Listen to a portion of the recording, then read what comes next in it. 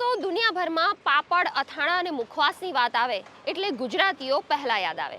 અને આવી જ એક ગુજરાતની ખાદ્ય આઈટમ એટલે કાચલી, જે તમે ઘણીવાર ખાધી હશે. પણ આજે ગુડ ન્યૂઝ ગુજરાતમાં આપને એવી વિવિધ પ્રકારની કાચલીના સ્વાદ ચખાડીશું જે તમે ક્યારેય નહીં ખાધા હોય.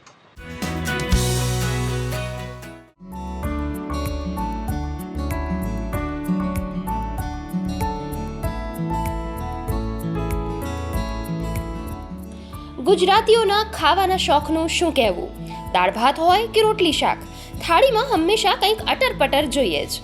ભોજન સાથે થોડી મસાલેદાર ટરમર, જેથી હૈયું બોલી ઉઠે, આહા, હવે મજા આવી. અને બસ એ જ ચટાકેદાર સ્વાદ આપે છે સુરતના વરાછામાં રહેતા મુક્તાબેન લાખાણી.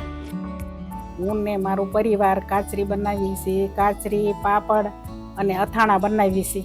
કાચરી એક આપણી સૂકવેલી શાકભાજી છે જે ગુજરાતના અલગ અલગ વિસ્તારમાં આપણે અથાણા તરીકે અને જમવાની સાથે ખવાય છે.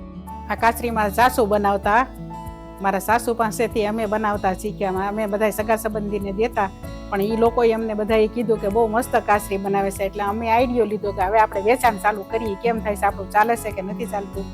પણ સારામાં સારું ચાલવા મળ્યું, વેચવાનું ચાલુ કર્યું. એટલે ચીભડા, ગુવારસિંગ, મરચા, રીંગણ, ભીંડા, કોઢીબડા આવા 15-20 શાકની છાલમાં ઘરના મસાલા, જીરું, મરચું, સિંધવ નમક બધું ભરીને કાચલી તૈયાર કરે છે, જે કોઈ પણ સિઝનમાં બગડતી નથી. એટલે જ દેશ અને વિદેશમાં તેમની આ કાચલી ધૂમ મચાવે છે. ભીંડાની, મરચાની ને ગુવારની અને કોઠીમડાની અને 10-15 જાતની બીજી કાચરી બનાવી છે. ભીંડા અને મરચા ઘરની વાડીના ઉતારી અને ઘરે લાવી અને ધોઈને સાફ કરી અને પછી અમે એને ચીરીને મસાલો ભરી દઈશી. મસાલો ભરી અને અમે તડકે સૂકવી દઈશી.